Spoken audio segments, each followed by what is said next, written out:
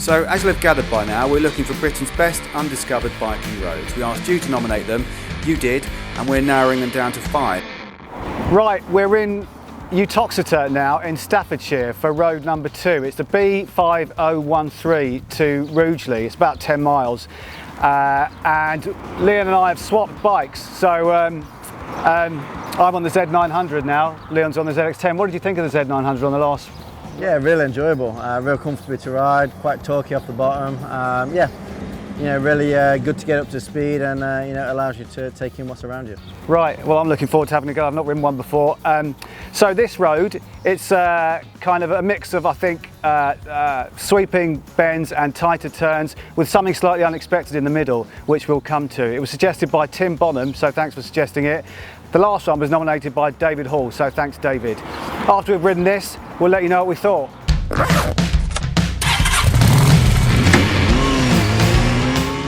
Now we're on road number 2. This is the B5013 from Uttoxeter to Rugeley in Staffordshire. This one was nominated by Tim Bonham. Thanks, Tim. It's not quite as picturesque as the first. I mean, the countryside is just as nice, but the hills are gone, and with them the far off views. Instead, you get sections winding through overhanging trees, which are nearly as nice to look at. Like the B6047, it's quiet and possibly a bit more challenging, with less predictable turns and no hints of where the road goes beyond the next corner. The 60 mph limit is thankfully in place throughout. About halfway along there's a right turn, but it's still the B5013. A few more winding bends and suddenly into view comes a bridge across a wide expanse of water. It's called the Blithfield Reservoir and it's massive, popular with walkers because of the stunning views across the water to woods. After this the road just gets better with some of its tightest turns, while fewer trees means you can see further ahead. Leon and I swapped bikes for this, with him now on the ZX10R and me on the 900. I think I'm actually enjoying myself more on the 900.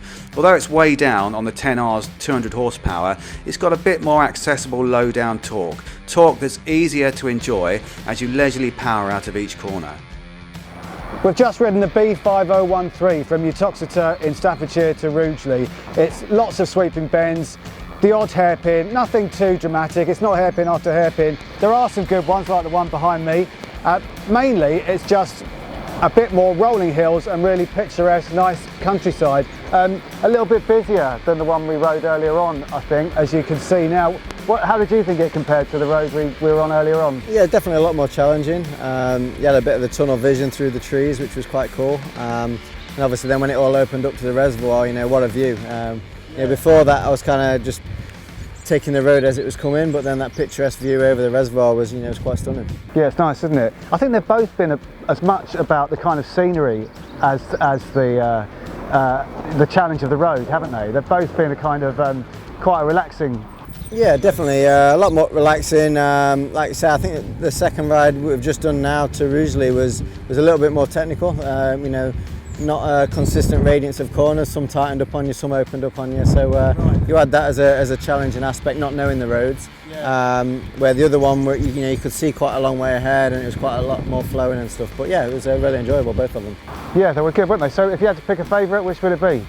I'd probably pick the first one with the hills and the roller coaster sort of feeling of the ride. Yeah, there's something just nice about the twisting rolling hills, isn't there, and the view that you get over some of those crests when you see the road kind of unravelling in front of you. And actually I found, you know, I was surprised to find that on those kinds of roads that are just sweeping bends, sort of just nice to look at, kind of nice just to have a chilled out ride on. I think I preferred the bottom end of this. Obviously that's a rocket, isn't it?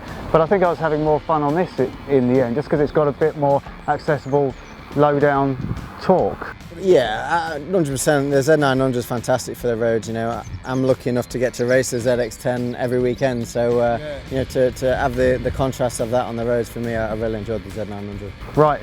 Okay, so the first one is our favourite from today. Then that's from Market Harborough to Melton Mowbray. There's 3 more to go.